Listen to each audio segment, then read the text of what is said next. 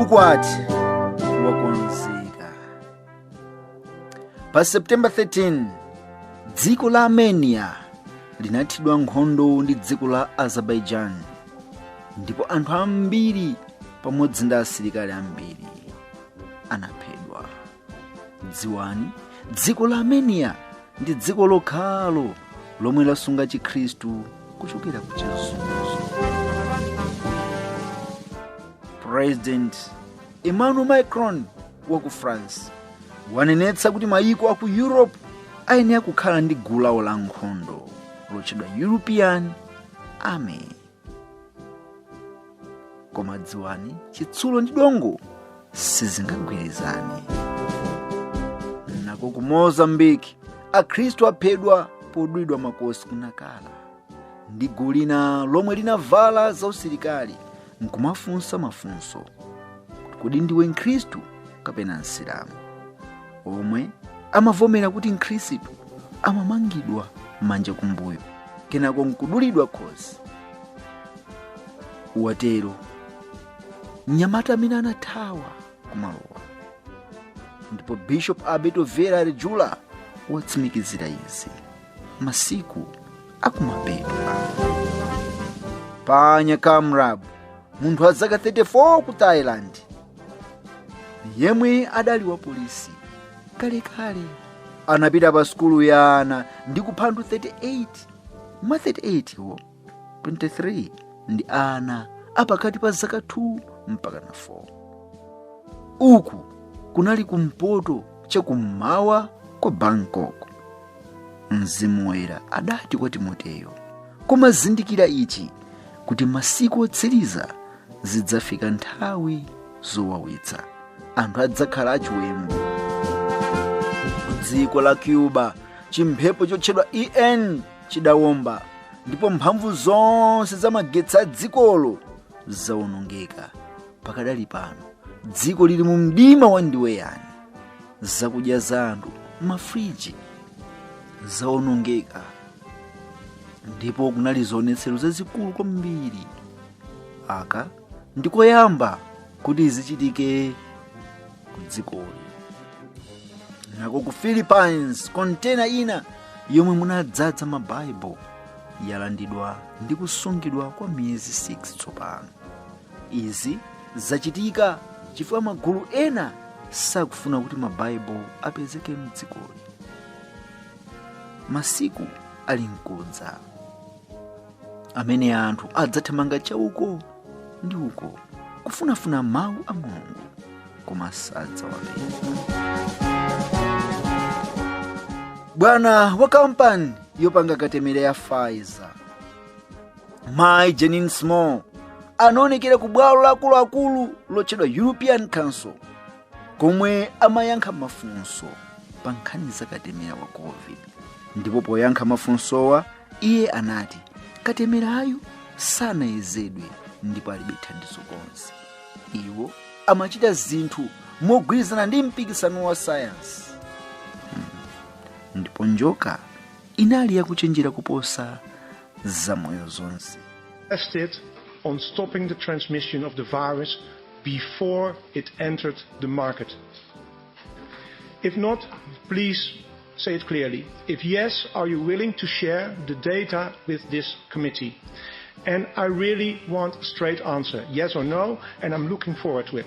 Regarding the question around, did we know about stopping humanization before it's entered the market? No. We had to really move at the speed of science to really understand what is taking place in the market. Now, chachitika kumzinda wa ku Rwanda ku Kigali. Achinyamata atasonkhana mu stadium.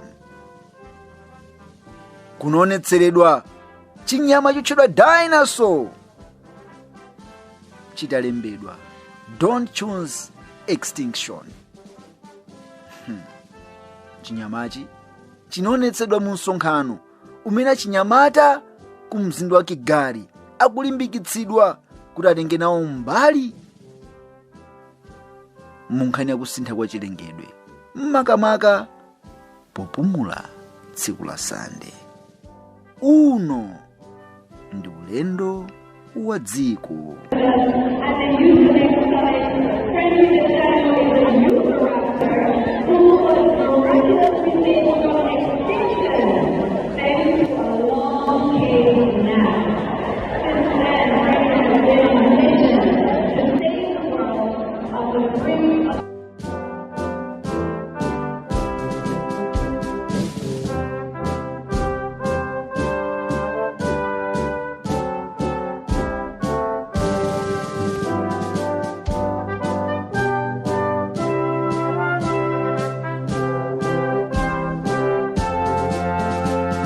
Nanu Matthew 22 verse 1 mpaka na 14. Ndipo Yesu anayankha nalankulanso kwa iwo mmafanizo nati, ufumu wakumwamba ufanana ndi munthu mfumu amene anakonzera mwana wake phwando la ukwati, natumiza akapolo wake kukayitana oyitanidwa ku ukwatiwo. Ndipo iwo sanafuna kudza. Pomwepo anatumizanso akapolo ena nanena, uzani oyitanidwawo, kunani, ndakonza phwando langa, ng'ombe zanga ndi zonona ndazipha, ndi zinthu zonse zapsa, idzani ku ukwati. Koma iwo ananyalanyaza nachoka, wina ku munda wake, wina ku malonda ake. Ndipo otsala anagwira akapolo ake nawachitira chipongwe nakwapa. Koma mfumu inakwiya, nituma asilikali ake napulutsa mbanda aja nitentha mudzi wawo. Pomwepo inanena kwa akapolo ake, zaukwati tsopano zapsa, koma oyitanidwawo sayenera. Chifukwa chake pitani mu mphambano za njira, ndipo amene aliyense mukampeze itanani ku ukwatiwo. Ndipo akapolo awo anatulukira ku njira nasonkhanitsa onse amene anawapeza, ngakhale oyipa ngakhale abwino. Ndipo ukwatiwo unadzala ndi okhala pa chakudya. Koma mfumuyo mmene inadza kuwaona kudyawo, anapenya momwemo munthu wosavala chovala cha ukwati, nanena kwa iye, mzangawe, unalowa muno bwanji wosakhala na chovala cha ukwati? Ndipo iye analibe mawu. Pomwepo mfumu inati kwa atumiki, mummange iye manja ndi miyendo, mumponye ku mdima wakunja. Komweko kudzali kulira ndi kukuta mano, pakuti oyitanidwa ndiwo ambiri, koma osankhidwa ndiwo owerengeka. Tiyeni tsopano tione mu verse number 8 pomwe akunena kuti, pomwepo inanena kwa akapolo ake, zaukwati tsopano zapsa, koma oyitanidwawo sanayenera. Ine ndikalingalira za mawu awa, nkuyang'ana mwakuya zolembedwa mulosi, kuliyang'ana dziko mmene likuyendera, ndikutsimikizika mtima kuti zoonadi zaukwati tsopano zapsa. Kodi simamva za ku Kigali kuti aonetsera chidayinaso mu stadium? Sikale limene ku Birmingham anaonetsera ching'ombe mu stadium. Koma ma stadium awa mumvere motenga kumbuyoko, ndakambapo zokhudza ma stadium ndi nthawi ya kumapeto. Koma okondedwa, tamvetserani mmene tupita ndi phunziro mu tsiku la lero. Pamene Mulungu adalindira chipatso chabwino pa munda wake wampesa, koma nkupeza kuti munda wampesa uwabala mphesa zowawa. Iye monga mlengi adaona kuti nkoyenera kupasula mundawo. Mwa ichi adachita zonse Mulungu kuyitanira fuko la Israeli ku phwando la ukwati, koma iwo nkukana. Chidamukomera Mulungu kulolera kuti mtundu wa chikunja wa ufumu wa Rome ubwere udzaononge Yerusalemu ndi kachisi amene. Ndipo iye akutchula mtundu kuti ankhondo wake, kapolo wake. Yeremiya chapter 25 verse number 9 pali mawu awa, taonani ine ndidzatuma ndi kutenga mabanja onse akumpoto, ati Yehova, ndipo ndidzatuma kwa Nebukadinezara mfumu ya ku Babulo mtumiki wanga, ndipo ndidzamtengera iwo pa dziko lino. ndipo ogalamu ake onse ndi pa mitundu iyo yozungulira, ndipo ndidzathetsa iwo ndithu ndi kuwayesa iwo chizizwitso ndi chosonyetsa ndi bwinja lamuyaya.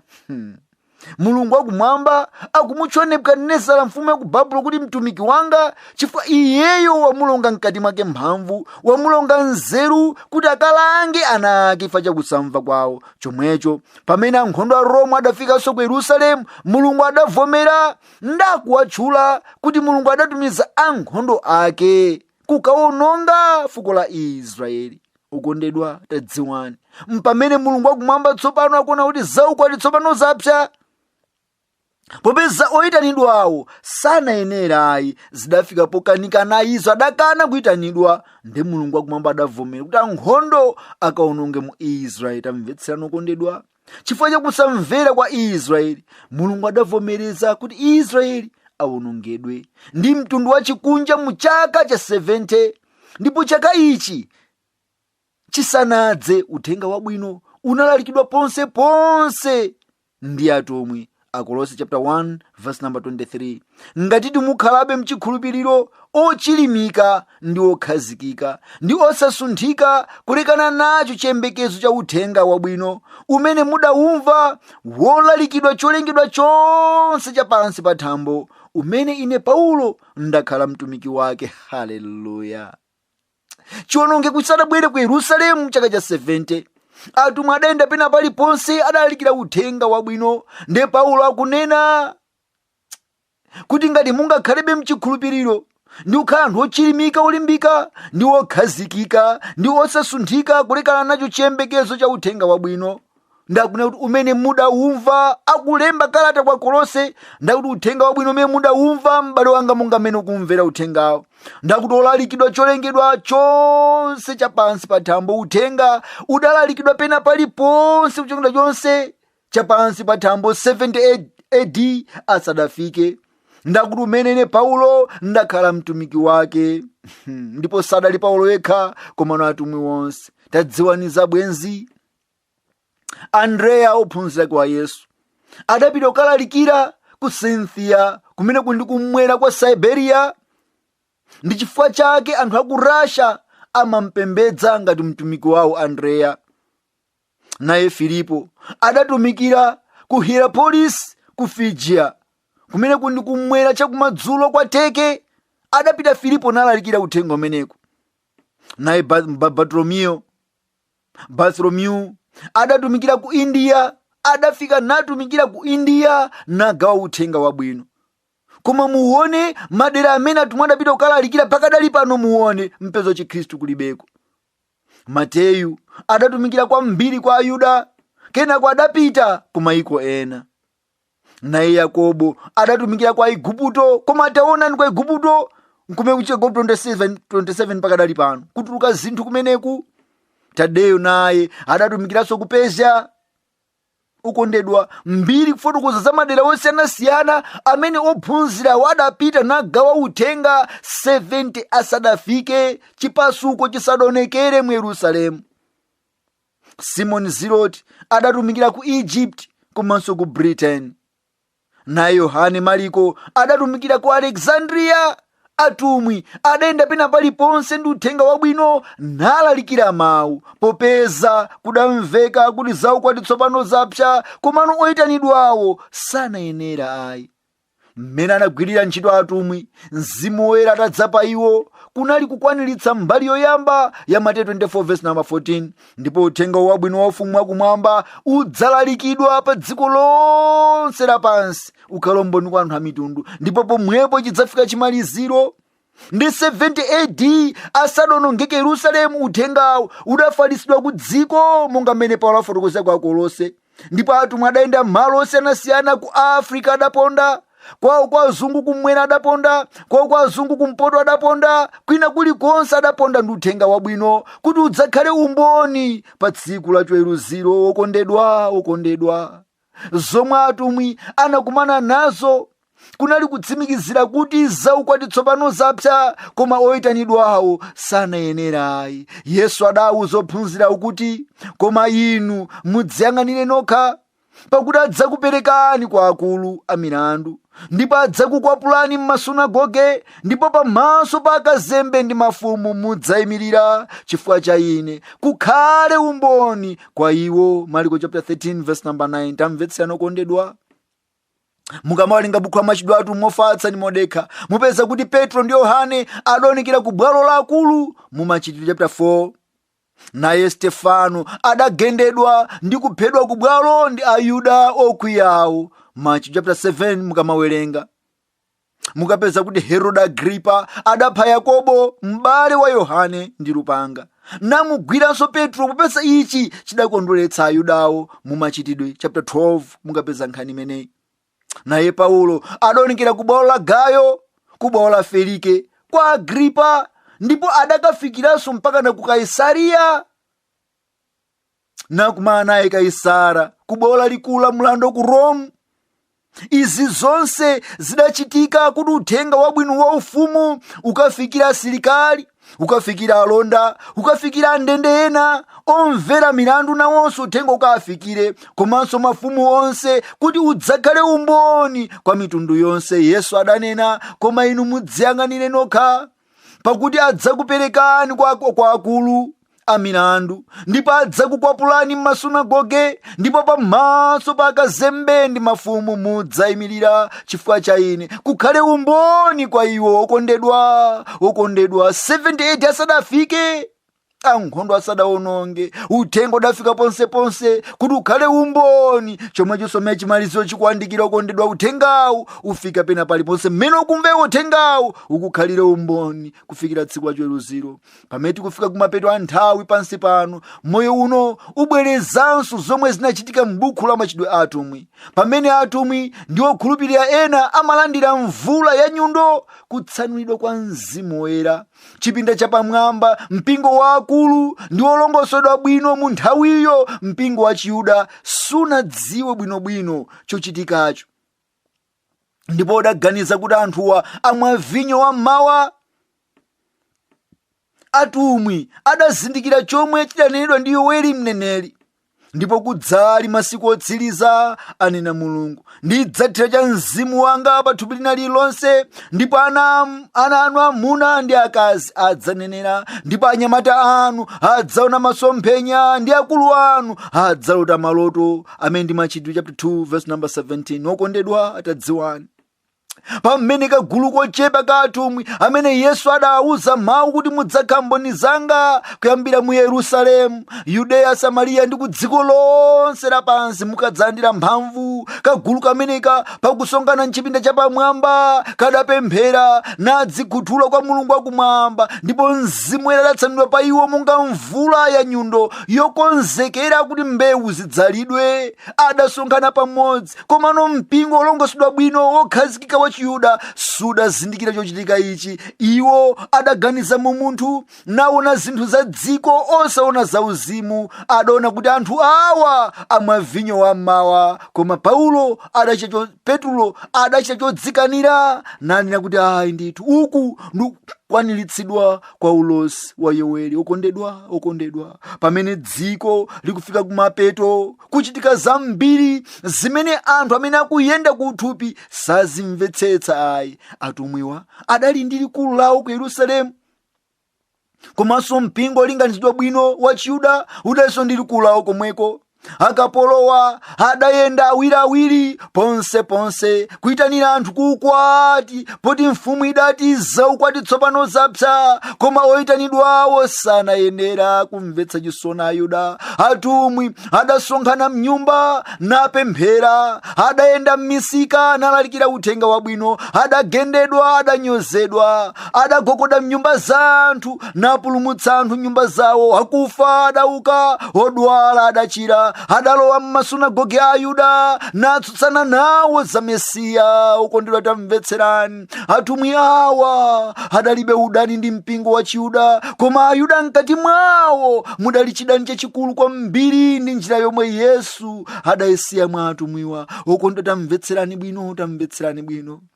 pamene Mzimu Woyera adadza mkati mwa atumwi, adamva kutakasika, ndipo sakadakhala chete peza mafupa awo akadauma, koma adayendayenda nayitanira anthu kukwatwa mwana wankhosa. Koma akunena kuti zaukwati tsopano zapsa, koma woyitanidwawo sayenera. Adafunsa Ayuda abwere kwa Khristu Yesu, Ayuda adakana, adawumitsa mitima yawo, adakhazika udani mkati mwawo pa choonadi cha Mulungu akumwamba. Komatu atumwiwa pamene sunagoge wa Ayuda atsegule udakalalikire mawu, amalowa analalikira mawu. Kumene athamangitsa amakhala chete nasiya, nayenda m'misika, nafika nyumba za anthu, nafika m'mabwalo, nagawa uthenga kuti ambiri abwere kukwatwa mwana wankhosa. Abale anga, pamene dziko likufika kumapeto, pamene dziko likulowa mu mdima wa ndiyoyani, pamene mawu amveka tsopano, wonani mkwati, okondedwa, dziwani kuti Yesu akubwera. Bwenzi, atumwi udali mpingo wa Mulungu mkati mwa mpingo wa makolo wachikhalidwe cha Ayuda. Akapolowa adali okhulupirika, adali anthu apemphero, adali odalira pa Mzimu Woyera osati mapepala ku sukulu ayi. Adagwira ntchito chifukwa adankonda mpulumutsi wawo.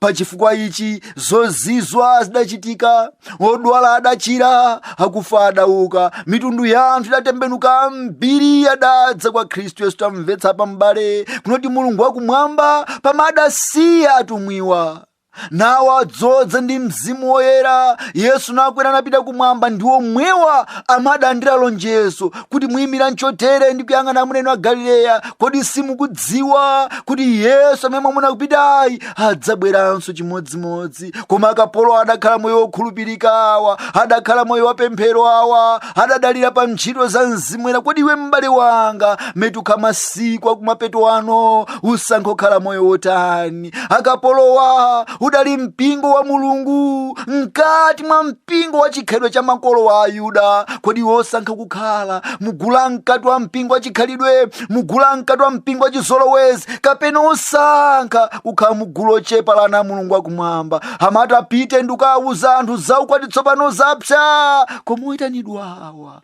sayenera ayi. Okondedwa, tadziwani pamadagwira ntchito yonse atumwiwa. Luka chapter 7 verse number 10 adakwaniritsidwa. Chotero inunso mmene mudachita zonse anakulamulirani, nenani, ife ndakapolo panda pake tangochita zimene tayenera kuzichita. Atumwi adangochita zimene adanira kuzichita poyitana mitundu ya anthu kuti ibwere kukwati wa mwana wankhosa. Pamene ku dziko lapansi kukuchitika zambiri,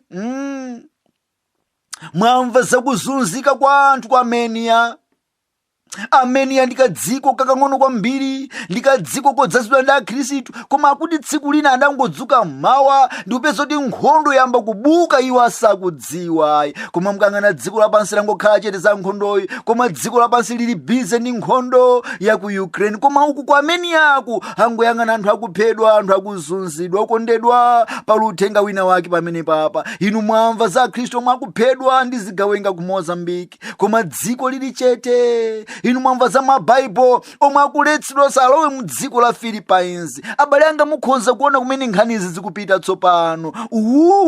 Inu ndi ulendo wa ku dziko lapansi. Abwenzi, ukwati wa mwana wankhosa wayandika. Tamvetsani ndi kukonza miyoyoyi. Izi zonse zikuonetsera kuti ndi masiku akumapeto ano. Okondedwa, pamene COP27 akubwera kuyambira pa 6 mpaka pa 18 November, tamvetserani, pa tsiku la Sunday lidzakhala pa 13 lidzakhala tsiku lapadera pomwe anthu adzakalandira kuti malamulo kuphira Sinai. Izizi ndizifotokoza bwino kwambiri maphunziro amene akubwerawa, koma ndi zochepa zondigawa nanu zokhuza pa tsiku limene lili. Zina zambiri ndidzikamba masiku amene akubwerawa kuti inu mukonzeke. Ndifuna ndigawe nanu zinthu zochepa zolembera zimene zalembedwa zokhuza pa tsiku la namba 13 la msonkhano wa COP27 kuchokera mu elijahninterfaith.org. Mumvetsere bwino. malamulo onse amene afuna akalandire iwo amene akunena akukhudzana ndi kusintha kwa chilengedwe. Ndiwerenga mchingerezi ndimasulira, tamvetserani. Akuti we return to Sinai in a movement of repentance and quest. Akuti ife tikubwerera ku Sinai mu mchitidwe wa kulapa ndi kupempha. We seek a new vision for humanity and its endangered existence. Akuti ife tikufunafuna masomphenya atsopano a munthu pachiopsezo chokuti dziko likhoza kuonongeka. And we seek to receive and amplify a message of life. Akuti ife tikufuna kukalandira komanso ndi kukuza uthenga wa moyo. Sustaining living and habits that humanity needs to hear today. Akuti kukhazikitsa kupitilira kwa moyo ndi chikhalidwe chokuti munthu akuyenera kumva mu tsiku la lero lino. In this spirit, the project partners will bring together premier religious leaders from the world's major religions to gather upon Mount Sinai. In this spirit, the project partners will bring together premier religious leaders from the world's major religions to gather upon Mount Sinai. Wamva menepa? Hakunena kuti ndi mzimu wa mgwirizano umenewu amene akonza dongosolo limene lili. Hakuti adzasonkhanitsa akulu enieni azipembedzo ku dziko lonse lapansi kukasonkhana ku Sinai to engage in a first ever climate repentance ceremony. Akuti ukachita mwambo wakulapa wokhudza chilengedwe, osati tchimo yayi koma kuti wokhudza chilengedwe. And to put forth a prophetic interreligious call to action. Climate justice, 10 universal commandments. Hakuti ndikubweretsa pamodzi uneneri wa mgwirizano wa mipingo kuti upangepo kanthu. Akuti kuchilungamo chakusintha kwa chilengedwe ndakutsimikizira mawu. Hakuti 10 universal commandments. Okondedwa. Hakasonkhana akulu achipembedzo ku Mount Sinai. Kumbukirani ku Sinai ndikumene Mose adalandirakonso malamulo aja. Tamvetserani mawu awa pocholembera chinanso kuchokera momwemu malamulo amene akhazikitsa. Lamulo number 1 akuti do not murder by allowing millions of people to suffer from the effects of extreme heat and cold, wildfires, rising sea levels and supercharged storms.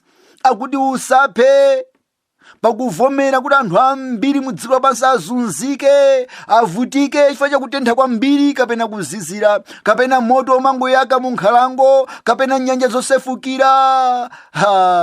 Akulimera mu number 1. Okondedwa. Ndatamvetserani tsopano palamulo number 4 zimene akunena. Ine nkamanena kuti dzikoli lapita kumapeto. Tamvetserani mu number 4. Akuti keep the Sabbath through a global weekly non-carbon day of rest. Sunday law. Okondedwa. COP27 akamata sindikudziwa kuti kutulukanji. Koma lamulo number 4 akuti uzikumbukira tsiku la Sabata kupyolera mukupumula kwa kamodzi kokha pa wiki. Ndakutchula kuti non-carbon day of rest. Ndemkamva nkhani za COVID zonse akazi kumatulutsa kuti carbon free Sunday. Car free Sunday. Okondedwa afuna akhazikitse kuti Sunday basi likhale tsiku lopumula sineyoyi. Zili pa news zinthuzi. Ambuye atithandize masiku otsiriza amene tikhalawa. Okondedwa ine zikumangotisangalatsa zinthuzi kuti Yesu akubwera. Kaya wina afune kaya asafune, kaya wina amva ngati kuopseza koma ndayima pano ngati mlonda ni nthawi yaja usiku. Ndene ndikumaona kuti ukadali usiku koma kuli kucha popeza nyenyezi ikuoneka. Abwezi takhulupirani Yesu akubwera. pamenezi zikuchitika, pemphani kwa Yehova mvula mnyengo ya mvula ya masika. Kwa Yehova werenga mphezi, ndipo adzawapatsa mivumbi ya mvula kwa yense zophukira kutengo. Zekariya 10:1 akunena mwa amenewo, nthawi ya mvula ya nyundo, kutsanulidwa kwa Mzimu Woyera kudachitika pa tsiku la Pentekoste, kuti mbewu zidzalidwe nde zinadzalidwa, ndipo mawu a Mulungu adafalitsidwa ponseponse. Tsopano ino ndi nthawi ya mvula ya masika, chifukwa Yesu ayenera kudzakolola. Pereka mtima wako m'bale kwa Yesu kuti alamulire na kudzaze ndi Mzimu Woyera, popeza kupanda mafuta nsupa kudikira pa mkwatiyo kukuvuta kwambiri. Taona ukwati wa mwana wa chonongeko uli pafupi, ndipo ambiri yasochera pamene mfuku mveka pakati pa usiku. Onani mkwati, onetsani kuti mafuta msupa wanu alimo, ndipo Woyera Mzimu Woyera alamulire pa moyo wanu. Ambuye atithandize ili likhale pemphero lathu, kupemphani kwa Yehova mvula mnyengo ya mvula masika, ndino nyengo yake. Kwa Yehova olenga mphezi, ndipo adzawapatsa mivumbi ya mvula kwa yense zophukira kutengo. Wokondedwa, khalani bodikira, popeza nyenyezi ikuonekera kummawa, nyenyezi ya nthanda ilicho ikuonekera. Ndipo Mateyu 24:43 pali mawu awa, koma dziwani ichi, kuti mwini nyumba akadadziwa nthawi yoti mbala ikudza, iye akadadikira, ndipo sakadalola kuti nyumba yake iboledwe. Mbala zikusonkhana ku Egypt zingambe kubola nyumba yako. Kodi iwe sudamve afuna kukhazikitsa Carbon Free Sunday? Umenewu ndi ulendo wa Nation Sunday Law. Lola Yesu alowe mu mtima mwako, siye njira zokhotakhota, popeza zaukwati tsopano zapsa. Koma oyitanidwawo sanenera. Usankha mbaliti, Ambuye akulimbikitse nakonjeze mchikhulupiriro mu dzina la Yesu Khristu, amen.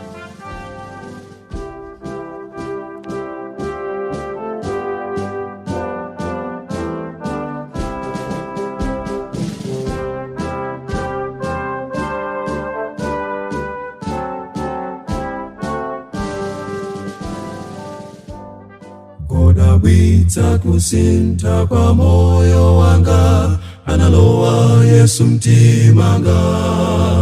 Ndili nako kunika kwa moyo wanga, analowa Yesu mtimanga. Analowa Yesu mtimanga, analowa Yesu mtimanga. Chichuluka chimwemwe cha moyo wanga, analowa Yesu mtimanga. Kodabwitsa kusintha kwa moyo wanga, analowa Yesu mtimanga.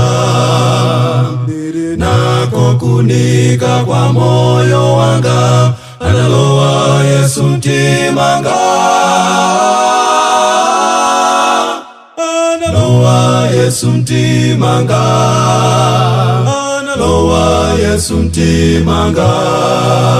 Chichuluka chimwemwe cha moyo wanga, analowa Yesu mtimanga. Analowa Yesu mtimanga, analowa Yesu mtimanga. Chichuluka chimwemwe cha moyo wanga, analowa Yesu mtimanga. Chichuluka chimwemwe cha moyo wanga, analowa Yesu mtimanga.